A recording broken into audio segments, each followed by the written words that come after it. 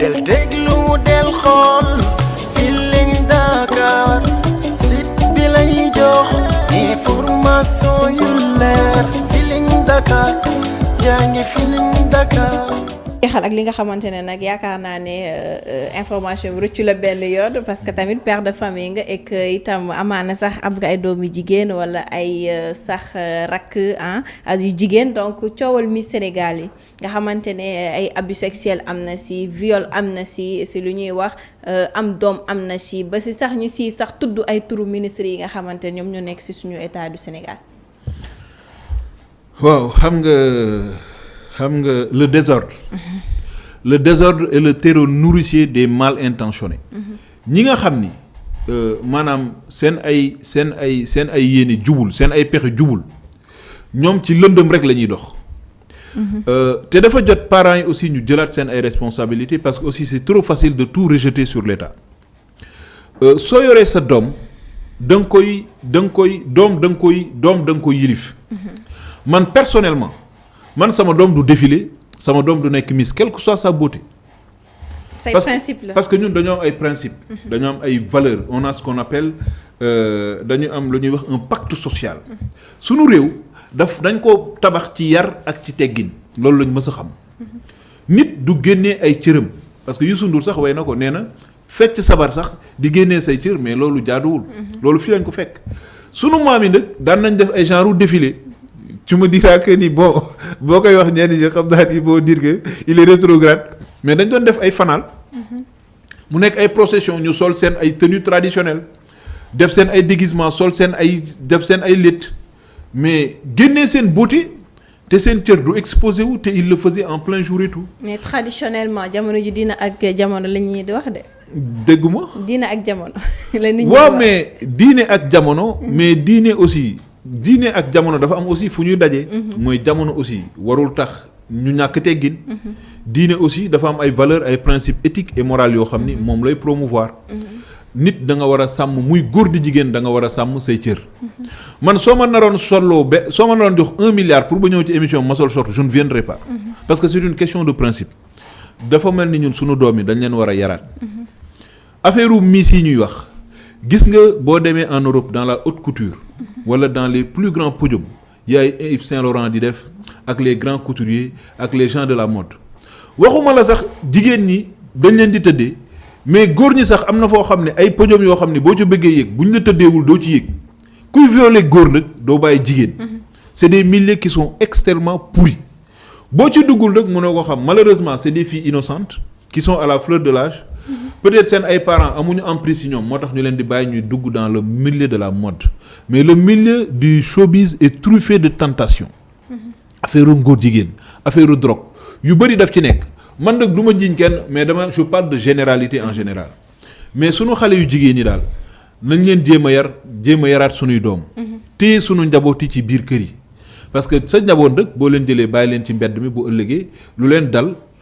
yow aussi tu es responsable mais nañu bàyyi rek di jël xale yi di leen dugal et puis ce cas de Miss Sénégal là il faut que ñu def ko investigation. ñu topp ko dañ ko war a ñu ngi doon xaar procureur def autosaisir mais ba tey gisuñu. le procureur devait s'autosaisir depuis les premières heures.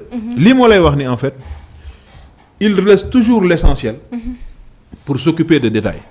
Barth buy doxantu nga koy topp alors que y a des jeunes filles qui se font violer. ba mu am des preuves ñoom ñëpp léegi ñu ngi génn di wax état bi ne muggaaral kenn génnu ci kenn waxu ci kenn yeewu ci kenn yàbbuyu ci il faut sax man à mon avis affaire Miss Sénégal dañ koy supprimer parce que on n'en a pas besoin nous avons besoin de travailler nous avons besoin d'éduquer nos enfants yóbbu leen ci école yi ñu sàkk xam-xam ba ëllëgee ñu mën a raw chinois yi raw américains yi raw européens yi ñun loolu mooy suñu gis-gis mais ces histoires de défilé là ba li ci am ci c'est vraiment regrettable te parents yi aussi nañ téye seen njaboot ñàkk warul a tax nga gore affaire u défilé yeeg ces histoires de mode là il faudrait que xale yu jigéen ñi aussi xam ni la valeur d'une femme ne se trouve pas dans sa nudité du la muuru yiw mais du wàññi si sa taar dara loolu dañ ko war a bàyyi suñu xel te ñun dëkk suñuy wéjur ak suñuy maam daawuñu défilé bay génnee seen ay cër ci biti ku génnee sa cër nag ku jaay sa bopp ci mbedd mi bu ñu la jëndee ci mbedd mi aussi da nga koy jéem a assumer. d'accord mais tey jii l'organisatrice Amina Badiane discours bu mu tenir vis-à-vis si jigéen ñi mu ne tey jii nii képp ku ñu violé yow la neex est-ce que loolu moo la bi nga xamante ne war na ko yëkkati en tant que femme parce que bu ñu nee viol c'est criminalisé. waaw xam nga mooy li ma la wax. moom su xamoon li muy organiser moom su ko xamoon en réalité su xamoon la dimension ak les dangers yi ci nekk déjà moom du ci dugg. wala mu xam ko sciemment ba pare dugg ci. dans ce cas-là ça veut dire que moom elle doit avoir maille à partir avec la justice dafa am des comptes qu'elle doit rendre aujourd'hui à la justice. fii bi nga xam ne dafa am bac rek ñu gis ko seen koñ ne ko tu es mignonne tu es belle tu peux être la Miss Sénégal. mais kooku c'est en toute innocence qu'elle vient. mais su demee ba défilé ñu koy chantage di ko booleeg ay naar je ne sais pas. mais loolu ñi ko organiser il devait être aux arrêts tey jii dëkk bu mu nekkoon ci àdduna tey jii bu fa nekkoon ñoom ñëpp ñii di wax ma gis ñi ñuy wax ci rajo bi di jéem a expliquer ñoom ñëpp ils seraient déjà là-bas devant le juge. mais Amina Badiane daa xëy sax dem porter ji plainte jamono ji. waaw dafa porter plainte mais comme li ñuy wax rek dëkk bi aussi dëkk yoon la.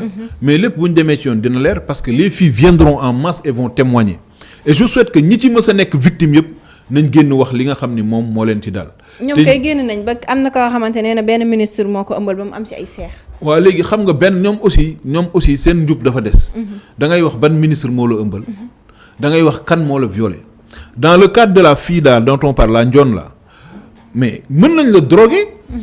y a des cadres en Europe qui se font droguer yow ñu bëgg la dugal ci la maçonnerie wala fi góor jigéen. nga bañ moo am un cocktail. waxuma jigéen de en tant que góor. ñu jox la drogué la violé la en tant que góor. kuy violé góor du bàyyi jigéen. nee naa la c'est des milieux pervers. ku xamul rek moo ci dugal doomam. retirez vos filles de ces sales cercles ngeen yar leen.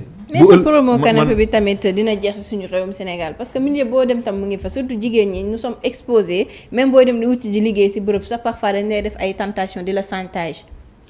waaw xam nga li tax développement baax. c'est-à-dire que yonent bi sallallahu alayhi wa sallam dafa wax ni la pauvreté est parente de la mécréance. nee na boo ndóolee tentation daf lay yomb. te weddi daf la yomb parce que da ngay dem ba mujj gi da ngay xàddi. parce que di xaar lu ñëwagul ñu bëri moo leen di dugal ci lu nekk. ñàkk mooy dugal ñu bëri ci prostitution. ñàkk mooy dugal ñu bëri ñu nangu ñu leen di guerre. te c'est des valeurs yoo xam ni islam daf ko bannir morale daf ko bannir ñun suñu ay croyances ak suñu éthique ñun daf koy bannir. mu mel ni kon dañu egg foo xam ne nii il faut que daal. ñu jugaat ci réew mi parce que réew mi képp ku am xel képp kuy seetlu xam nga ni le Sénégal va vers des lendemains très lugubres te loolu nag pour mu am il faut que ñu taxawaat. ñu xoolaat ñun li nga xam ne mooy suñuy valeur li nga xam ne mooy suñu gëm-gëm ñu defaraat école bi.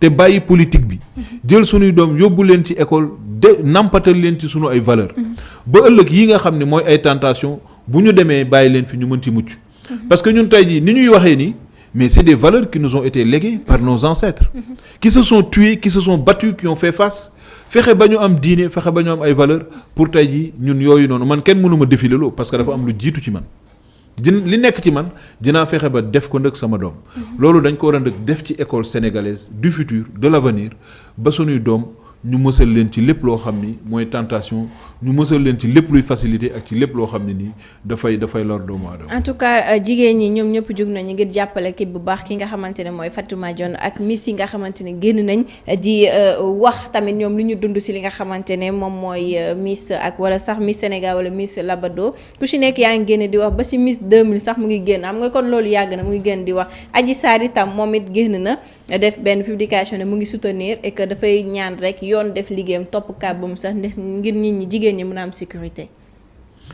waaw xam nga bon man ay mbiri Adji Sarr moom wax dëgg yàlla du ma ci sori. mais kaag boobu tamit jeexagul kenn. topp non du ma ne jeexagul état bi ñoom ñoo yor dossier bi. Adji Sarr dafa am loo xam ni dafa xew ci réew mi. 14 personnes dee ci. te moom aussi daf ci am une responsabilité. Une jeune fille de rien du tout. biñ koy exfiltrer Sweet Beauté mais ci tali bi amoon na ay checkpoint période boobu foo tourné am na policier ci tali bi. oto bi muy jaar policiers yi gisuñu ko. donc bu ñu defoon une enquête sérieuse tey jii xam nañ où se trouvent les responsabilités man dëgg ay mbiram du ma ci sori lool. mais ñi nga xam ne mooy njoon nga xam ne c'est une innocente. dañ ko défilé loo mu yaakaaroon ni rek peut-être dafay elle va faire montre de son beauté fekk ni am na ay ndëgg sërëx yu nekk ci biir yoo xam ne yëgu ko. bu dee li mu wax c'est avéré. ñi organiser y compris femme boobu naan dafay porter plainte kooku bu demee dañ ko war a téye su dee fii bi li mu wax dëgg la aussi. le budget de 200 millions bi nga xamante ne na moom lay jël di ko si poche am la koy yëkkatee kenn jàppalewu ko mu koy def si élection yi. mais soo ko aussi elle va devoir justifier ça devant la justice. parce que c'est une très forte somme quand même. parce que dëkk aussi dafay am yoon. bu dee ku nekk lu la neex def il faut que lépp luy xew ci dëkk état ay yoon ñu teg ko ci yoon régir ko. bu dee aussi dafa am ay réseau de proxénétisme te loolu sax ça existe du lu ñuy nëbb wala bu dee dafa am ak amul peut-être ñun la intéressé wul mooy lim la wax rek milieu du showbiz moom boo ci duggee c'est de la tentation du début à la fin c'est-à-dire sa bakkan ci boppam moom ngay jël rek sàmm ko tous les jours il faudrait que sunu doom yi ak jigéen ñi ñu prudente tuuti am alal à tout prix alal bu la jaralee lu ne tamit di nga ko gis xaalis du moom mooy def le bonheur d'un individu nit ki dafay am loo gëm nga am ay valeur ñun ci ay valeur lañ ñu yaree Serigne Touba bi ñu fiy wax ba léegi bi muy génn àdduna ñaata milliards la fi bàyyi ñaata oto la fi bàyyi ñaata kër la fi bàyyi Cheikh Sidi Hadji Malick ñaata milliards la fi bàyyi yonent bi nga xam ni moo gën ñëpp quelle fortune il a laissé après sa mort absolument rien du tout donc ñun mënuñu ne ñooñu ñooy sunuy référence ba pare mais attends il faut que nit ñi dalal seen xel tuuti quoi gor da ngay gore ba dee boo amee da ngay gore boo ñàkkee da ngay gore maa ngi dégg sax ñu naan gor da ngay gor ci dara certes nit ki moom mënoo dund dans le dénuement mais également nañu gën a am ay valeur gën a fonk suñu bopp di jaay suñu bopp économiquement mais ce qui se passe au niveau sax de l'État est pire voilà yow am alal yow am lu ñëpp di wër bu naar yi ñëwee nga jox leen bu tubaab bi ñëwee nga jox leen yow mel ni yow bëggoo dara après nag sa njaboot dem ci géej gi ñii di càggatu rek noonu lay demee. surtout taux de prostitution bi sa jamono ji dafa gën a élevé ñi ñaa ngi ciy waxtaan rek ci semaine bi. dafa doy waar te loolu il faut que quand même ñu jógaat yi parce que réew mi daal franchement ni muy doxee nii daal man dalul sama xel daal.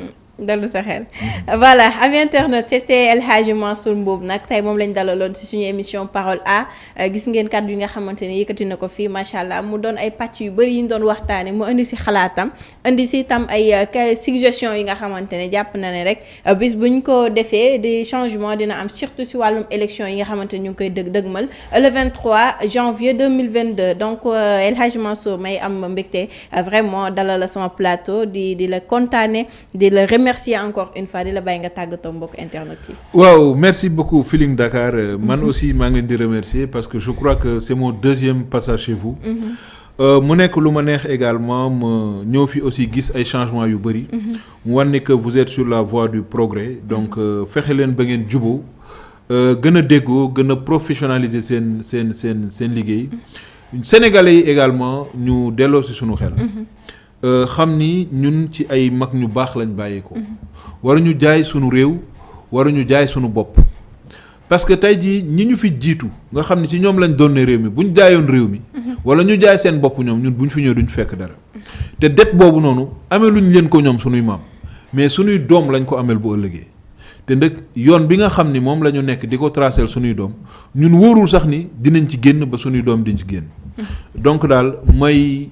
woo ñëpp muy classe politique bi di opposition di pouvoir élection yi les conditions ne sont pas réunies le fichier n'est pas visible la carte électorale opposition bi amuñ ci benn visibilité ñi nga xam ni ils ont fait l'objet de la révision des listes électorales ba léegi ñoom jotaguñu seen carte nañu bàyyi ba conditions yëpp réunir ñu dem ca élection yu leer police bi ak gendarmerie également nañu fàtte ni ñi ñuy dóor ak léeg-léeg muy am xawma ñoom la xawma ñeneen la ñuy tirer ci ay manifestants ñi ñuy tirer seen ay frères lañ.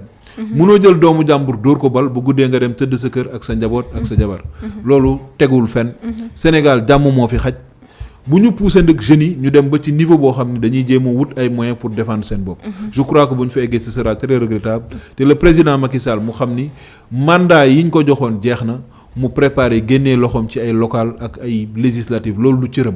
yàlla teral na ko jox na ko toutes les fonctions de responsabilité. nekk na président de la République mënu am ci Sénégal titre bu gën a kaw titre boobu li ko ci dese kay mooy mu salteel ko. mais bu ma doon moom dina def tout pour dem par la grande porte.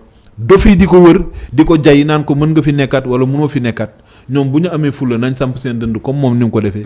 mu xam ne àdduna kenn mënu ko jeexal te Sénégal moo war a jiitu lépp ci sunu ay ambition jàmmu Sénégal moo ñu war a gënal ñun ñëpp loolu mooy message bi nga xam ne bëggoon naa ko délivrer encore une fois di leen remercier di ñaanal yàlla Feeling Dakar mu dem ba nekk l'un des plus grands groupes de médias au monde. Merci beaucoup si fàttali El Hadj Mansour Mboup moom moo nekk coordonnateur de la coalition citoyenne Le Peuple waaye rek nekk njiital jeunesse indépendant au pouvoir donc nag am interne li moo nekkoon seen émission Parole A dañ leen jox rendez-vous incha allah mercredi ak beneen invité ndax nee naa leen désormais di nga am seen émission Parole à tous les lundis mercredis et samedi à partir de 18h ñu waxtaan rek si lépp li nga xamante ne mooy actualité si suñu réewum Sénégal waaye du ma dem te tàggatoo te remercier wu ma suñu sponsor di Serigne Abdou Lahat Mbacké Kéemaan si li nga xamante ne mu ngi koy jàpp si émission bi ak toute l'équipe technique de Feeling Dakar donc am interne nous vous donnons rendez-vous très prochainement mais d'ici là restez en compagnie des programmes de Feeling Dakar et merci beaucoup. dal leen ak jàmm ci cabine médicale Serigne Abdoul Ahad Mbacké Kéemaan borom produit yu efficace te baax yaa ngi nii mani la jigéen ñi bëgg a yokku seen fees am nañ fa vite fait bi mani la lu baax la te efficace amul benn effet secondaire mani la beneen poudre bi nag nga xam ne huile la produit huile boobule kaay leen ngeen jël si ko mu yokkal leen seen awra yéen jigéen ñi ana góor gu ci bëgg a yëg boppam am nañu liquide puissance bi nga xam ne dafay éliminer impuissance dindi ko ba mu set ci yow poudre bi nag moo ma dàqalat yi mani la frotté baa ngi nii nga xam ne dafay yokk awra góor ci ni nga ko gën a bëggee suñuy produit nag amul benn effet secondaire te itamit nag lu ñu gëstu la jaare ko ci ay laboratoire ba ñu certifié ko ñu soog koo mën a jëfandikoo mani la woo leen ñu gaaw yéen ñi soxla ci le produit ci 77 086 27 29 wala nga def 76 635 54 30 wala sax nga fekk ñu Nord Foire ci wetu Brioche Dorée bu Nord Foire yi sore wuñ foofu lépp lu waay bëgg bu accès ba ci Serigne Abdoul Ahad Mbacké Kéemaan daa ko fa fekk.